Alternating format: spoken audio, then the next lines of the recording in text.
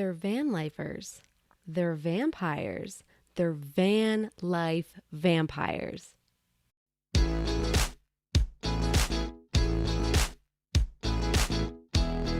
Hi, I'm MK Williams. I'm an author and independent publisher. I love sharing my insights about all things self-publishing with you. And before I get into the details of today's video, don't forget to hit subscribe. That way you can be here every week as I release new videos on self-publishing, making a career to being an author, and now being a mompreneur. And today I get to do this super fun thing and tell you about the stories I am creating, specifically my latest short story that is out today. Like today's my publication day. I'm so excited. Now, some of you who follow this channel may have no interest in reading this story, and that's totally fine. If you know someone who might like it, send it their way. But I'm also going to be talking about some of the ways that I'm reaching out to promote the story. And as authors who follow this channel, you may find that part interesting. So keep watching just for the marketing, interesting book stuff. So the story is Interview with a Vanlifer. I started working on the story earlier this year. It's one of those stories where I could have made it much shorter to be like a true short story, which is around like 5,000 to 6,000 words. Or I could have made it much longer to make it a full-length novel. But the story is written as a satire. It's a mock article. So with that in mind, I wanted it the length of like a decent, well-researched article. So it's about 12,000 words, which isn't short, but it's not long, but it's not a book. So I know short stories and even vampire stories aren't for everyone, but I'm going to write what I want to write. My books to date have kind of been a little all over the place. So I have apocalyptic sci-fi, I have domestic suspense, and then I have time travel science fiction in addition to my Author Your Ambition books. So Amazon is very confused about how to recommend my books. And now with a vampire story, that puts me in like urban fantasy and horror. Although going through all the options to set my categories in Amazon, some vampire categories, like you either have to be in teen and YA. So like adults read about vampires too. And while a teenager or young adult could read this story, the book isn't about teenagers or young adults. And my vampires are nice. So like it didn't seem that it would fit into horror either, because they're not those kind of vampires. They're not scary vampires. So it was hard to place it, but then I thought, well, impending doom of the current climate crisis. Yeah, that's horrifying. So yeah, it's in the horror category for that reason. So with that, I'm actually going to tell you what the story is about. See if you would even want to read it. So the one question that no one is asking about the current climate crisis is, how does this impact the vampire population? Scoring an exclusive interview with Peter and Ursula, the now internet famous influencers and Vanlifers, our narrator details their evening in Yosemite National Park with a pair of vampires. In this satirical short story, we learn about Peter and Ursula's experience as vampires, their unique risks as the climate continues to change, and how they plan to use their celebrity to influence public policy and help the climate insecure. The story presents itself as an interview where the reader will go through the well-documented challenges of vampires among us and new issues arising from climate chaos. A continuation of the fictional evolution of vampires, following in the footsteps of Anne Rice's Interview with a Vampire, the story shows a different class of vampires, socially conscious environmentalists with an eye for photography and a growing online brand. These influencers are looking to bring the vampire community into the light. And they're here. I mean, not the characters, that's fiction, but my books. So I was a little delayed with Ingram Spark getting the proof approved. And then they were printed and shipped last week. So for those of you who haven't had the news on, or maybe you're not in the States and so it wasn't big news there. So last week I had to evacuate from a hurricane, from a Category 4 hurricane, which is big. It's bad. So the irony of writing about the realities of the changing climate and having a story release right after this massive storm is not lost on me whatsoever. So last week I got nothing done. Monday was finding a hotel room that could accommodate myself, my husband, and our daughter. Tuesday was packing up and getting to Orlando. And Wednesday was surviving in a tiny hotel room. And then, the storm turned and hit Orlando instead of Tampa. So we were exhausted. We did not sleep a wink at night. The building was actually shaking from the wind that was coming through, and it sounded like a freight train. A lot of people who go through like a hurricane that passes over will say it sounds like a freight train. It sounds like a freight train all night. The building was shaking. The water was coming in to the hotel room from like the outside door, which was not good. So we're real lucky to be back safe in our homes, that we have power. We didn't have any damage, but that wasn't the story for many people. So it kind of feels a little silly to be here saying like, hey, buy my story when people lost their homes and their memories and their lives. But I do think that we as authors, we write, we tell stories so that others can learn or give them like a call to action about things. And these storms suck. Climate change is here to stay. And what are we going to do about it? And with that, climate change bites, which was the original slogan that I created for my fictional vampires and their blog. I was like, climate change bites because it does. And that was kind of something that I played with going through writing this story and now marketing it. So again, irony is not lost on me at all. I get it. I get the timing. But with that, my books did finally arrive. They got rerouted. So I'm going to open them. And then I'll continue to tell you guys some more about it. Oh, big box.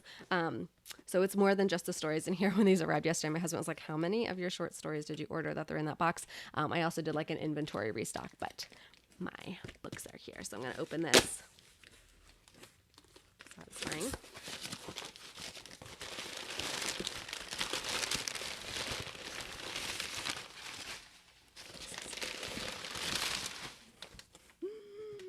They're here.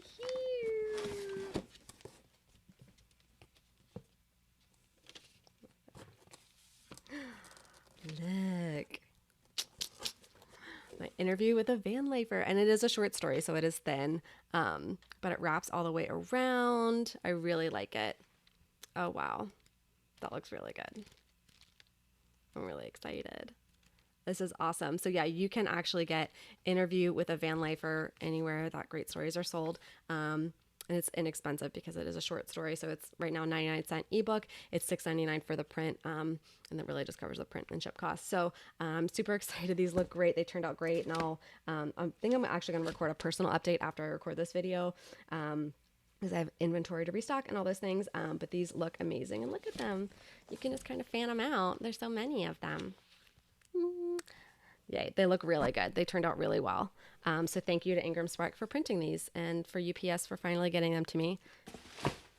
Okay, so super excited to have the books here finally. And kind of going back to this idea of this climate change bite slogan. So my vampires, they're influencers, right? They are Vanlifers. They have a YouTube channel. They have an Instagram. I actually set them up an Instagram. I do have a link below that you can follow them. So I was like, okay, so like if they have a blog of all these things, they have a logo, and climate change bites as their slogan. And I was like fiddling around trying to make a logo. And I'm not a visual creative. I'm a words creative. And so I reached out, one of my old coworkers from back in my corporate work days. She has a side business called Free Press Ink. She does really amazing like stickers and pins and bags, and just really cool, like fun stuff. And so I reached out to her and said like, would you be willing to make a logo sticker for my short story? And I was kind of like, look, like you has it on your website, like you get all the money for it. Like I just would think it's really cool if they would have a sticker and like merch. And so she made it. And so you can see the design right here. And she's going to have a pre-order link up today, so you can look at that. And now what's really great is that she's also originally from Florida. She now lives in New York. So in addition to this design, she has a lot of items from Florida sports teams and like do good, socially conscious designs as well. And so she's donating a portion of all the proceeds this month, October 2022, from those sales of those specific items to Hurricane Ian relief. So if you want to check out those designs, if you want to get the climate change bites design, that'd be cool. If you want to get some of those other designs too and know that a portion is going to go to hurricane relief, that would be awesome. She made this beautiful design, so I really hope we can just continue to support her work. Even if you don't read my story, but you like the climate change bites design and logo, cool, get that instead. So check that out. And again, I'll have links below so you can check out Climate Change Bites and her other products, especially the ones that are going to Hurricane Ian relief. And also, so that was one thing I kind of thought marketing wise would be kind of cool to have these vampires who are influencers have their own Instagram handles. And so some of my beta readers, after they read it, I followed them from that account and they messaged me with like, the vampires are following me. So I just thought that'd be really fun. And so kind of, again, thinking along this vein of like influencers and people who are on YouTube, because like that's what I know now. So that's what I'm writing. I was obviously influenced by some of my favorite van life accounts and van life channels here on YouTube. And so I reached out to a few of them, and right when the pre-order started, and I said, hey, would you be open to receiving a copy of the short story? So no other ask, just thank you for your inspiration. And do you want a copy? Well, no surprise. Our first favorite van life channel, the one who actually responded to me and Jason years ago when we reached out, they responded again. So as an author, so often we reach out and we just hear nothing from people. People are busy. People, especially, larger accounts, like they are just inundated with requests. So to hear back from this couple was really special. So back in 2016, Jason and I found Mr. and Mrs. Adventure. We loved to see their travels and to get ideas for what we could do for some of our upcoming trips. And they were also like about our age and from Florida. So we reached out and they responded, and that was awesome. But then like time passed because we never, bought a van to move into, and we just didn't follow up. Like we continued to follow their journey online, and definitely went to them for some tips for when we were planning our trip to Iceland and things like that. But I reached out again, like separately. Once Interview with a Van Lifer went on pre-order, and they reached back out, and it was really fun. So they're actually going to be getting a copy of the book in the mail this week because they agreed to it. Side note, like don't send your book out to people until they agree they received it. Your request, they said, yes, please send me a copy. And if they want ebook or print, and then send it. Gotta follow through. But yeah, don't just spam people with your book until they agree to read it. But back to the purpose of this whole tangent. As I mentioned, they're from Florida. In fact, Drew's family home in Fort Myers is gone now after Hurricane Ian. So they're trying to do what they can to raise funds for that entire community, Fort Myers and Sanibel, to help those who were impacted by the storm, not just Drew's family, but the whole neighborhood, the whole community. So they have a new video up on their channel this week. If you can help support, please do. Like they are good people. And having very limited interaction with them, it's probably, you're like, well, how do you know they're good people? Like you can tell they're good people. And they are trying to do what they can to help those who are now without a home. And in that way, that's how I feel like I can help, right? Like instead of me trying to set up my own fundraiser or divert attention, like go and see what they're doing. Go and look at Mr. and Mrs. Venture and their, fundraiser that they're organizing. Go over to Allie's Free Press Inc. and check out her products where she's going to be donating proceeds. Like go and any way that you can support somebody, like knowing, yes, some people lost their homes, but some people also lost their storefronts and their studios and where they work and how they can earn a living to then rebuild their home. So some people truly lost everything. And in one way, it seems like silly again for me to be like, oh, but my book's out, it's so exciting. And like it is exciting, and I'm super grateful that we were able to come back to our home, that I'm still able to record this. Like I was supposed to record this last week. It's Sunday. Today is the 2nd of October. I'm releasing this tomorrow. I was supposed to record this last week, but it was just, there was no time. It was pack things up. It was coordinate things, making sure my mom evacuated too. Like there was so much to do. And so it seems silly, but at the same time, like this is what makes life sweet, is celebrating these moments. But also realizing like how close we were to truly, like everything could have been gone. And yeah, so again, it's this weird mix of like gratitude and like guilt for like we didn't have it worse, but like I'm grateful for what we have. And so for those of you watching who have made it this far to this rambling video, thank you for watching. Please give your support where you can.